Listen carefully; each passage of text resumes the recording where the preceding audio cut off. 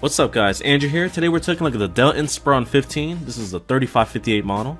This model is aimed at students who are on a budget without trying to break the bank. The retail price of this laptop is $329, however Best Buy usually runs specials at around $279 or even $259. Let's break down the specs. You're getting a 5th generation Intel Core i3558-0954BLK, 4 gigs of RAM, 15.6-inch HD display, and a 1TB drive running at 5400 RPM. Here's a quick view of the bottom of the laptop. You can upgrade the components, but it's very difficult.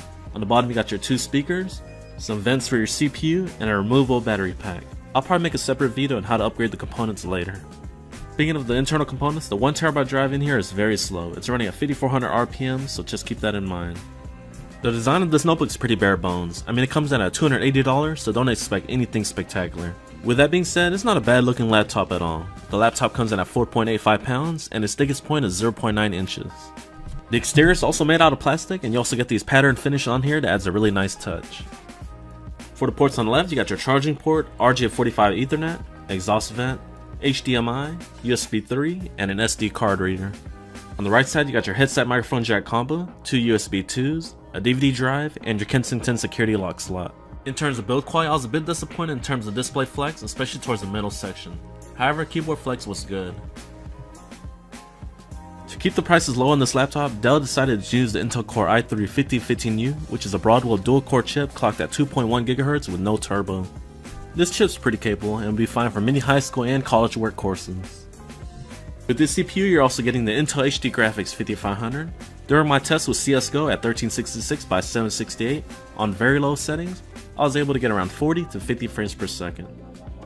Next up, here's the test of Minecraft. I got this game running on medium settings and I got around 30 to 55 frames per second. Dell did a pretty good job with the fan noise overall. During light to medium usage, you can hardly hear them running. For the display, you're getting a 15.6-inch HD display, which means you get a resolution of 1366 by 768. Text can be fuzzy at times, and the color accuracy is poor, but that's expected with this kind of price range. Out of the box, the calibration was awful. Once I used my Spider 4 colorimeter, the color accuracy was much better. Spider 4 Pro reported 62% of sRGB and 46% of Adobe RGB. One of the worst aspects of this notebook is the screen quality. Usually these budget notebooks have terrible screen qualities, and this one is no exception.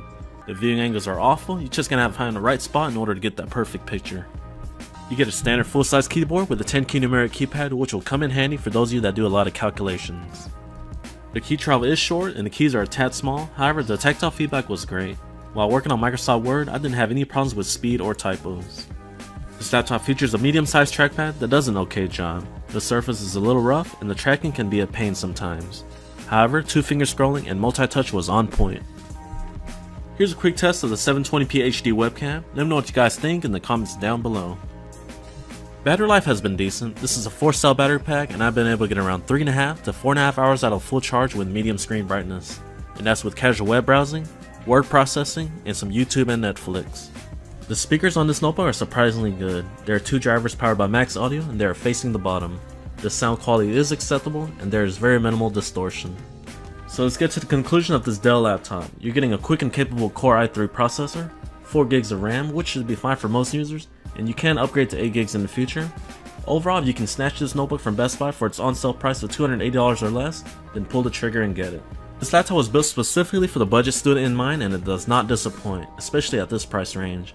Alright guys, this completes my full review on the Dell Inspiron 15 from Best Buy. If you guys enjoyed it, please be sure to smack on that like button and don't forget to sub.